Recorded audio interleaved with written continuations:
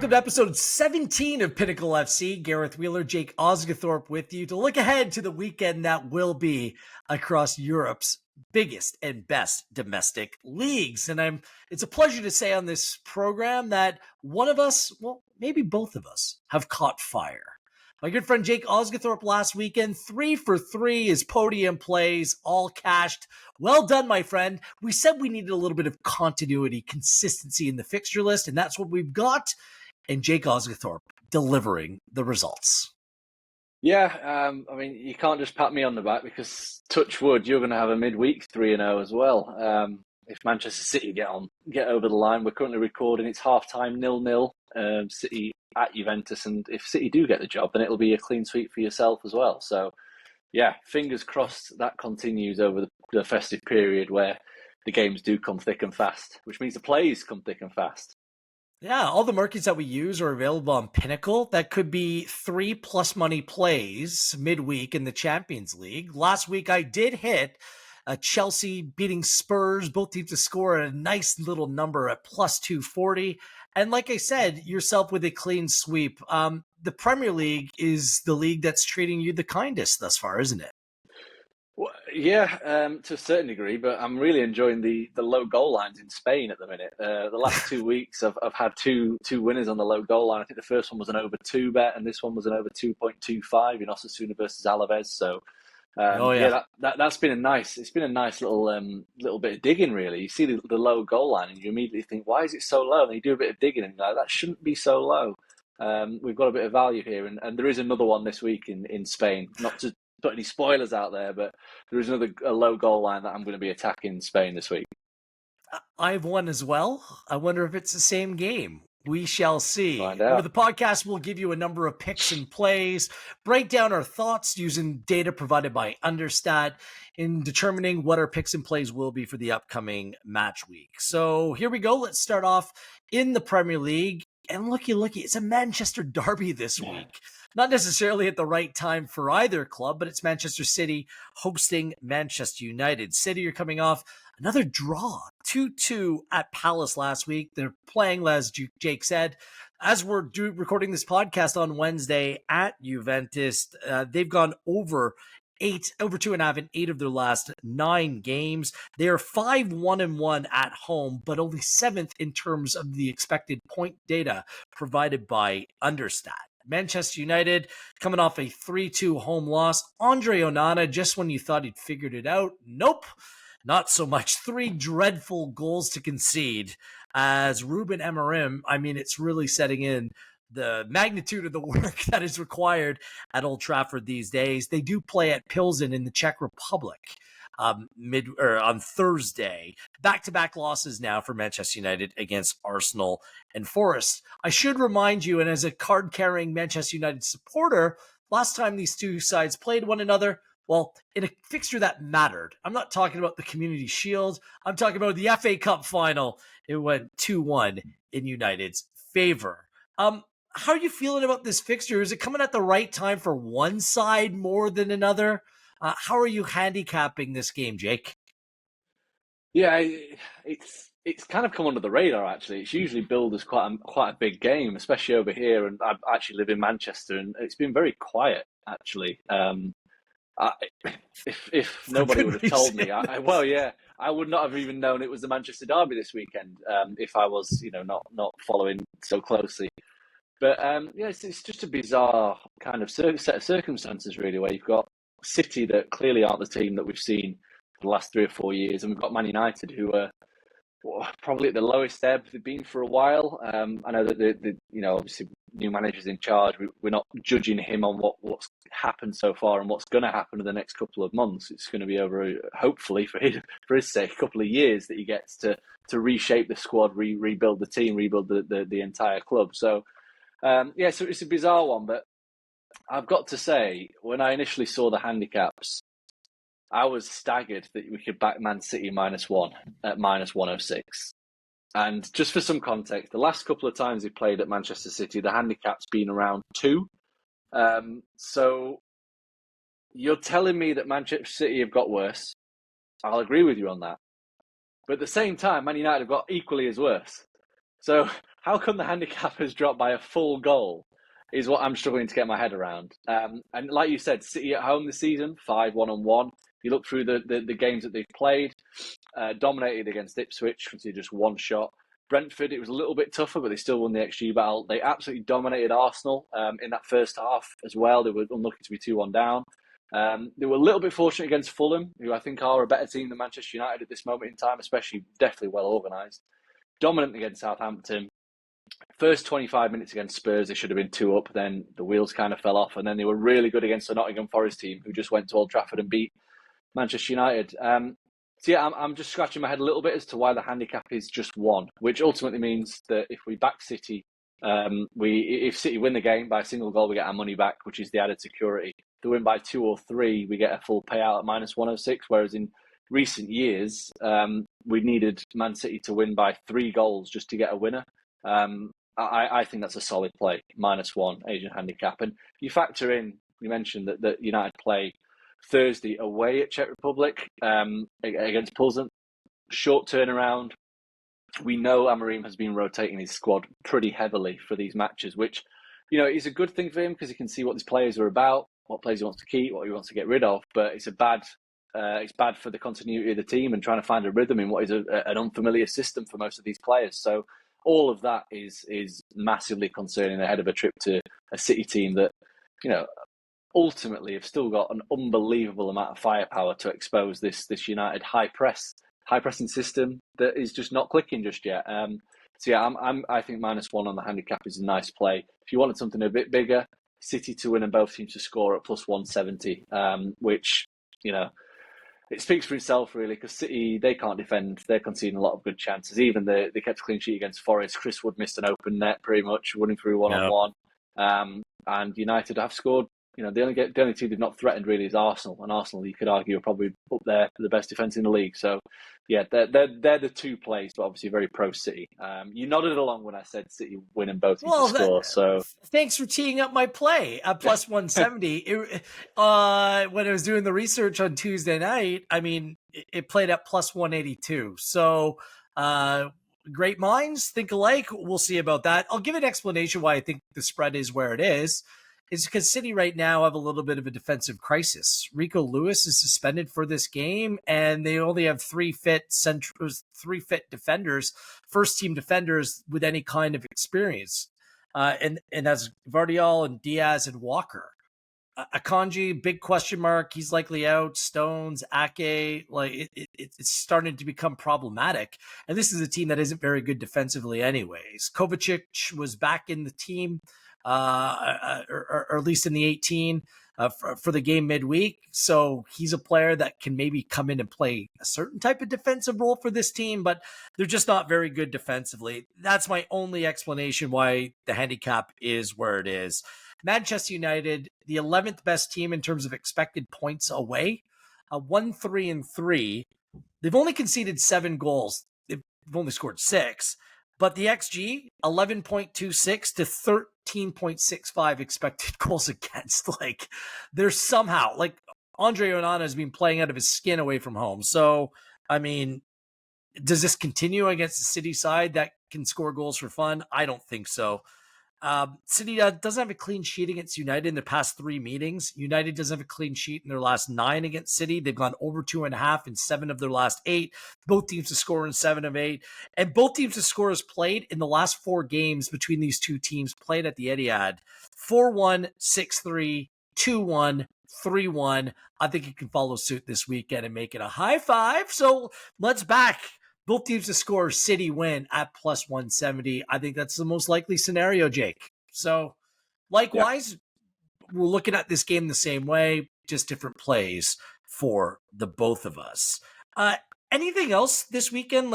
There's a couple other really good games. Liverpool Fulham is one that jumps off the page. I'm not sure if you want to go there. I do have a play in that game. I'm not sure about you. Yeah.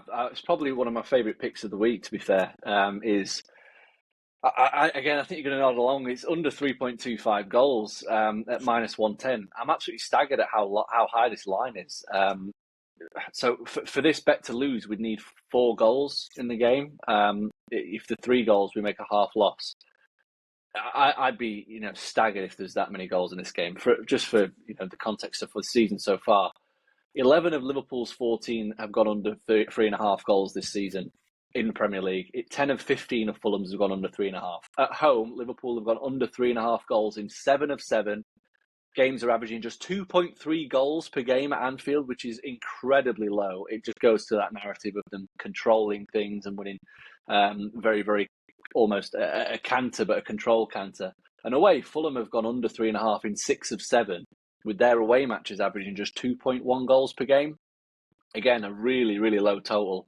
And yeah, the only one that has actually gone over was against Manchester City, who had lost 3-2 at the Etihad in a game where it was just a bit of a ding-dong battle, and I don't think it's going to turn into that here. I think Liverpool will be well aware of the threats that Fulham pose, and ultimately they're going to in the same manner they have done every time they've played so far this season is probe, very, very minimally, take very few chances, and then just hope that Salah or Diaz or Nunez or whoever it might be in the front line put some patterns together to score a goal. And I think that the defensive process Liverpool have shown so far this season is going to continue. I think they're going to hold Fulham at bay. And yeah, I'm really, really surprised that this line's at 3.25. I actually thought it should be closer to 2.75. So we've got half a goal in our favour according to my model. So yeah, minus 110 for under 3.25 looks a cracking bet. I considered making that play. My play's Fulham on the handicap at a goal and a half at just about even money. It's actually chalked down to minus 101, whatever. That's fine. To your point, Liverpool haven't conceded at home in their last 4. Those games: Leverkusen, Villa, Real Madrid, and Manchester City. That's a ridiculous defensive record. And I considered making that same play. The only reason why I'm not, Calvin Bassey is out suspended. Anderson remains out for Fulham, so it looks like Quensa is going to come in and play center back alongside Diop. I'm not sure what exactly that looks like. It might mean that Fulham need to play a little bit more attack-minded. I love Robinson as a player. I mean, he's fantastic. But does it change the way that Fulham plays? That's the only reason why I'm off this. You're probably making the smart move to back this play. Fulham haven't lost in 3. They've got some good results. 1-1 against Arsenal. Yeah, maybe a little bit fortunate there. 3-1 over Brighton. 1-1 at Spurs. They're 2-3-2 away with 8 and 7, but they have the 5th best expected point total with 1 fewer game played than 3 of the 4 teams that are better than them in that category. That shows how good their away form has been this season under Marco Silva. So I'll just stick with Fulham on the handicap here. A 1-0, 2-1 will suit both of us fine in this one. But I think that's a way to play a low-scoring, tight game. That's kind of the way I'm looking at it. And it sounds like you're kind of looking at it the same way as well. Yeah. Would you discourage anyone off playing Fulham? Not me specifically, but any of the viewers or listeners on making a Fulham play on the handicap here? No, I wouldn't. But I would just... it's not a play I would make confidently just because of the levels we've seen from Liverpool so far this season are far beyond anyone that the Fulham have played so far. And they were I don't want to say good against Arsenal. They were very lucky against Arsenal. They had just 2 shots, scored with one of them, and then just clung on for dear life in the second half. And yeah, that would concern me a little bit if they kind of adopt the same approach, and it's just going to be one, almost like the Alamo Liverpool game, attack, and Fulham not being able to do much about it and just kind of relying on a bit of luck. But they've already shown what they're capable of. They've been to Spurs, got a draw. They've been to City, lost by just a goal, which obviously would have seen this handicap covered.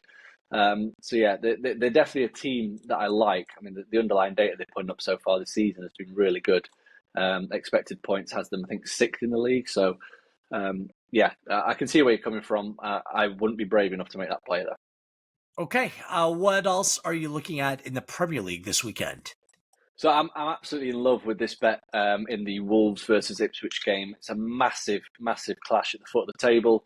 I think Wolves are probably maybe a decent bet, minus 105, but I've just got to go into the bookings market because I think this could get a bit crazy. These are 2 teams that are Very, very, very good for cards and fouls so far this season. So both teams are in the top 5 for cards collected. Both are in the top 3 for fouls committed. So Ipswich have been shown 2.8 cards per game, commit 12.6 fouls per game. Wolves are shown 2.7 cards per game. They commit 13 fouls per game. And for added context, Wolves have played 3 kind of games I would put in a similar category. They played West Ham, which was a big contest. It was billed as El Sacchio over here. That saw 7 cards. Wolves played against Bournemouth. Bournemouth are the other team in that top 3 for fouls committed. That saw 6 cards. Wolves played Southampton in a relegation 6-pointer. That saw 5 cards. And Ipswich, they played Crystal Palace, a team in the bottom 4. 6 cards. They played Leicester, a relegation 6-pointer, 8 cards, and they played Southampton, a relegation 6-pointer, 8 cards. So whenever Ipswich or Wolves are played against teams that are foul heavy or in and around them, things get a little bit spicy. And we've got a good appointment in terms of the referee here with Simon Hooper. He's averaged 5.1 cards per game across all competitions this season. So I'm going for the booking line. It's over 5 bookings at -108, which I think is very, very fair price. 6 bookings gets us a winner. 5, we get our money back. All right. I will be making that Wolves -105 outright win play. I don't think Wolves are as bad of a team as they've kind of the results dictate and show.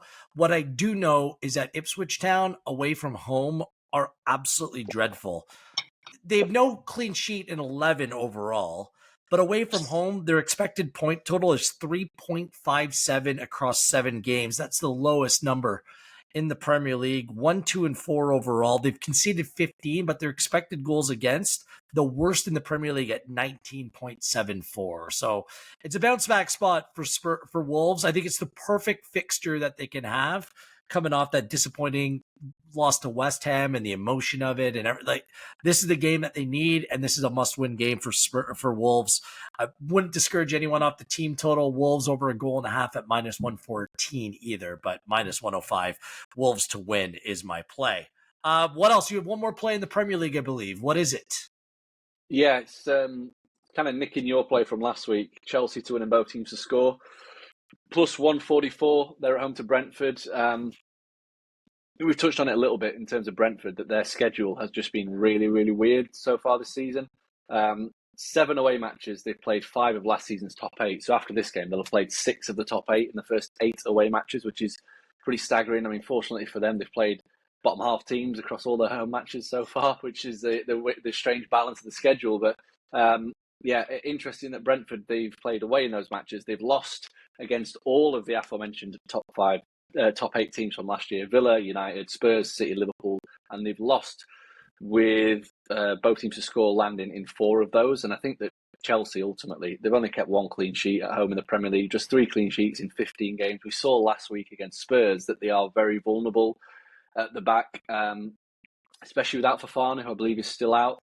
I just think Chelsea are going to enjoy this game as being a bit of a shootout, because that's all that Brentford seem to be taking part in at the moment. And I think that Chelsea ultimately have bigger guns than Brentford. Yep. The exact same play. This might be the first time in this podcast we've had 4 plays each in the Premier League from the exact same 4 games.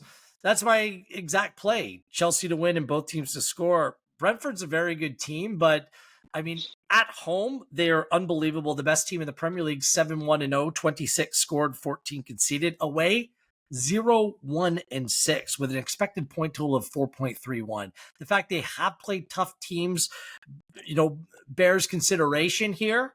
But at the same time, Chelsea are a very good team. Like, they're undefeated in their last 8. They've won 5 in a row. They play at Astana, which is quite the travel to Kazakhstan, I believe, midway. But they rotate. Like, it'll be a completely different team playing on the weekend.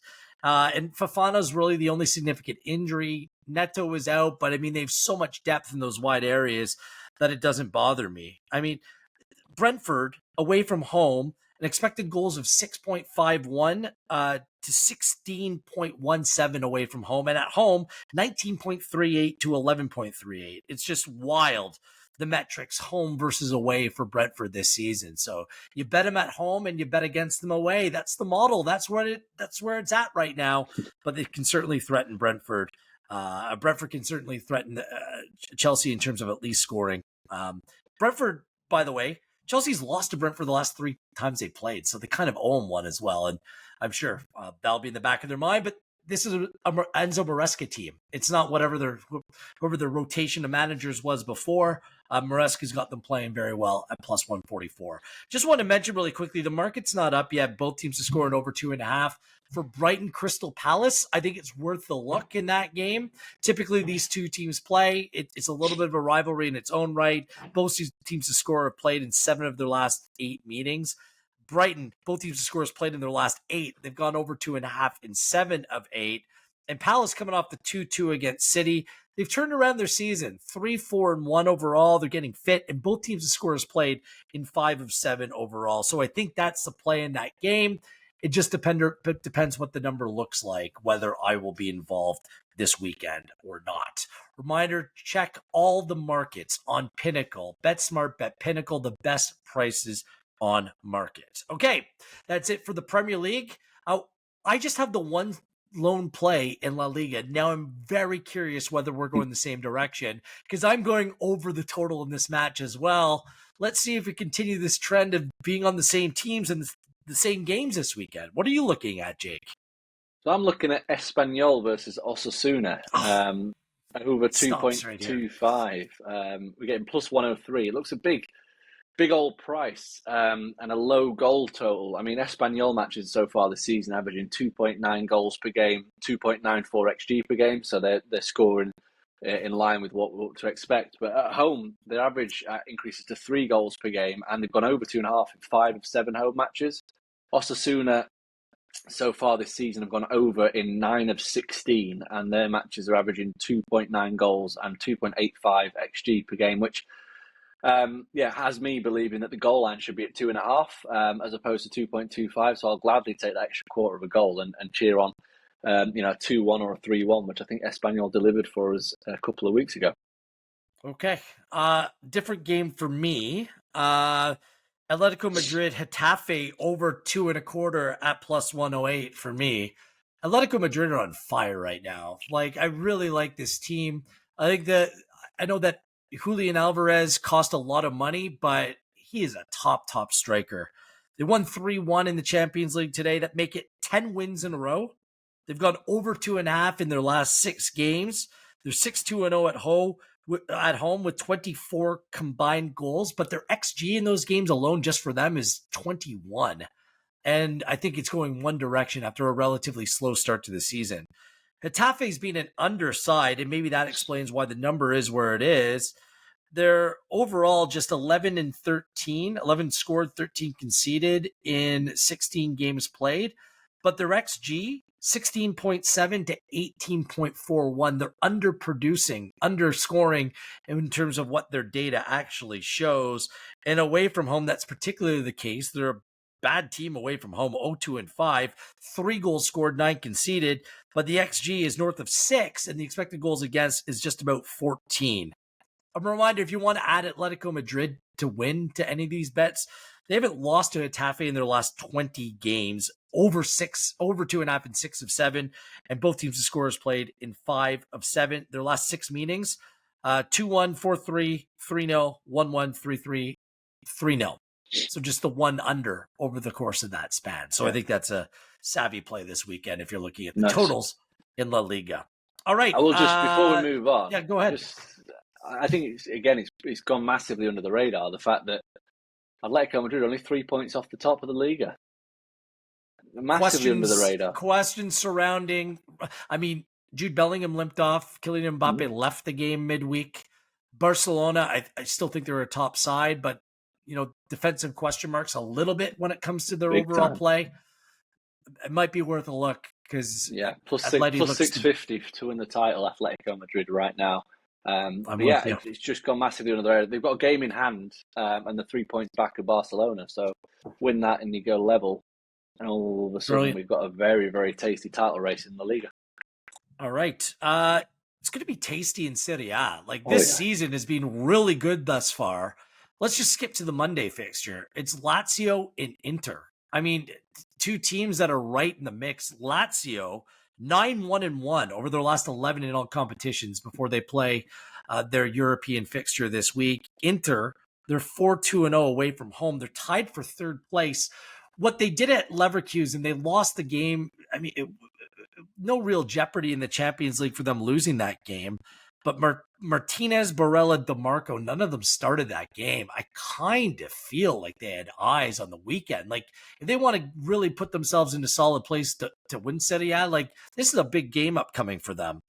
Do you have a play for this game? It should be a really good one. Two informed sides. Yeah, it should be a good game. I don't actually have a play for this.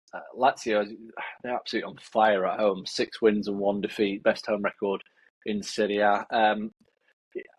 If you fancy, I mean, there's a massive price for Lazio at plus 251, but yeah, Inter just a scary proposition, aren't they? Whenever they take to the field, because we just know what they're capable of. So I would probably be leaning plus 122, especially if they rested and rotated. But I would just say, like, I know I'm all for trying to keep your players fresh, but when you've got a Tuesday to Monday, I mean, come on, that's a full week. The players can deal with that. I'm guessing that's what it's about. I'm not sure. Like, I don't know why else you would approach things that way. Look, there's been a lot of games. There will be a lot of games upcoming as well. So that's all I could rationalize when I was watching that game. By the way, it worked because I had both teams to score no in that game. But that's what I'm thinking. I'm with you. The Inter at plus 122 is the play. Like, when are you going to get that price on Inter? And I'm sorry, like, Lazio is a good team, but are they that good? I mean, if I lose this bet and they show me something else, then that's fine. But I have to back Inter at this price. I just want to point out that 11 players have been sent off in the last 10 meetings between Lazio and Inter. 11. It's a ridiculous number. So the cards market might be worth a look in this match as well. Yeah. Anything else in Serie A, Jake? Yeah, I've got a goals-based bet in Parma versus Verona, which is the line is 2.75, and I'm going to take the over at minus 109. Yeah, Parma and Verona have both been great for goals so far this season. Parma have gone over 2.5 in 10 of 15, Verona 12 of 15. Verona's match is actually, I think, the highest in terms of goals per game in the entire division. Even higher than Atalanta's, which is takes some doing. Well, it's the same as Atalanta's, but they've had one more game that's gone over. But yeah, the goals are kind of in line with the XG that they're seeing in the games as well, which I think is really important. It shows that there's no fluke involved. And at home, Parma have gone over in 5 of 8. But the match has averaged 3.3 goals and 3.6 expected goals per game at home, which is really, really encouraging. And away from home, Verona have gone over in 4 of 7. Averaging 3.3 goals per game as well.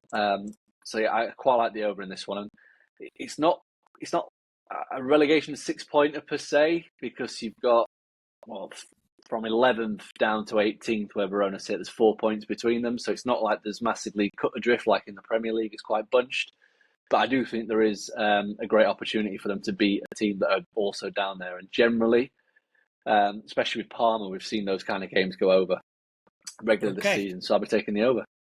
Okay. The market adjusted. It was like everyone watched Atalanta play Real Madrid, and now they're onto our secret sauce. We've been on them all season long. Like, from Tuesday midday to Wednesday, the total has shifted a quarter of a goal from 2.75 at plus 107 to 3 at plus 107. They're at Cagliari this weekend. A team that scores goals 15 and 25 in 15 games overall, but their XG is even higher, 22.6 to 27. This is a team that, again, the market is completely adjusted. Atalanta scored 38 goals in 15 games, 17 conceded as well. Like, they've scored 16 away goals. I'm still betting this. I'm still betting over 3 Cagliari and Atalanta. It's not going to push me off this. I love this play as well. It didn't play for me last weekend, but Napoli is very much an underside, but they're a good side. They're at Udinese this weekend. Udinese is ninth place, but 14th in expected points. 4-0-3 at home, 8 goals scored, 8 conceded, but their XG is even lower. Their XG is 6.71 at home, and they're 18th in home expected points. And back-to-back home losses to Genoa and Juventus. Taking on Napoli side, coming off back-to-back losses. Like, this is an important game for them. In the league and the cup, it was Lazio did the double on them. Yeah. They're still in second place. In that game, Lazio only generated 0.24 in terms of XG in that game. They're the joint best away side in terms of goals conceded with just 10 on the season. 4-2 overall, they've conceded just 10, pardon me. Away, they're 4-2-1, 9 goals scored, just 4 conceded, and they played to the under in 4 of their last 5 games. They posted clean sheets away in 3 of 4 in the Serie A. At Empoli, at AC Milan, and at Torino. And they haven't lost to Udinese in 17 games. And Udinese, no clean sheet against Napoli in 20. I like both teams to score no and Napoli win at a big old number at plus 186. Might be one of my favorite plays of the week as well. Very quickly to wrap up, anything from the Bundesliga, I'll share one play. I have a couple others I've floated on, but one play I'll definitely be making this weekend. Yeah, my one play, I only have one, is over the goal line. It's the Friday game. Over 2.5 at minus 118 in Freiburg versus Wolfsburg. And I guess it's more around Wolfsburg and just what we've seen from them because they're just absolutely bonkers. But Freiburg do give it they do bring their attacking best when they're playing at home. Home matches have gone over 2.5, which is 2.5 is a really low total for Germany, for anybody that's not called Union Berlin. And yeah, they've gone over this line in 5 of 6 home games. They've averaged nearly 3 expected goals in those matches. Goals have averaged 3 goals per game. But Wolfsburg, their away matches have just gone bananas. 3.8 goals per game on their travels. They've gone over 2.5 in 4 of the last 5. So the way in which they're playing, the way in which they're going about their business is just vintage Bundesliga. Is what we've come to love about the Bundesliga. It's just pure chaos. And it's working for them. You know, they've won 4 in a row now. They've climbed up to 5th in the table. And yeah, along that, they've had a 5-1 win at Leipzig. The last away game, they had a 3-1 win at Heidenheim. And they're coming off the back of just a 4-3 at home to Mainz. Okay. And to wrap things up, Dortmund and Hoffenheim. I like Dortmund to win to 0 at plus 205. Dortmund no losses in 4 up until they play Barcelona. The game's going on right now on Wednesday. But a pair of tough 1-1 draws against both Bayern Munich and Borussia Mönchengladbach. Before that, back-to-back clean sheets. They haven't lost all season at home, 6-1-0 in the Bundesliga. Hoffenheim, no wins in 4 and no clean sheets in 5 after a 1-1 result at Freiburg. Didn't have a goal in their previous 3 games before they traveled to Bucharest, or they play Bucharest on Thursday. No goals in the previous 5 away games in all competitions, either 0-3-3 away in the league. Just 3 goals scored, 8 conceded, and the XG is only 4.03. Head-to-head 1-0 wins for Dortmund in 2 of their last 3 home games against Hoffenheim. Seems like some pretty good value at a nice number at plus 205. Okay, Jake, your top 3 bets of the week are as such. I've got so many, I find it difficult to actually narrow it down. I think my favourite play is under 3.25 goals in Liverpool v Fulham. Minus 110 is the price. I think I did butcher the explanation a bit earlier, but this bet only loses if there's 4 or more goals, which I think is quite a high line. I am also going to take another Prem game over 5 bookings in Wolves versus Ipswich, minus 108. And then my third bet is going to be one of the overs. I struggle to nail it down, but I'll take the Freiburg Wolfsburg over 2.5 on the Friday at minus 115. Okay. My third favorite play will be Atlético Madrid over with Getafe over 2.25 at plus 108 on Pinnacle. Second play, Napoli, both teams to score no and to win at Udinese plus 186. And let's go back to the Chelsea Brentford, both teams to score and Chelsea to win at plus 144. Share your thoughts, your comments in the chat. Make sure you smash that like button and please subscribe to all the fine content, betting content provided on Pinnacle. He's Jake, I'm Wheels. That's it for episode 17 of Pinnacle FC.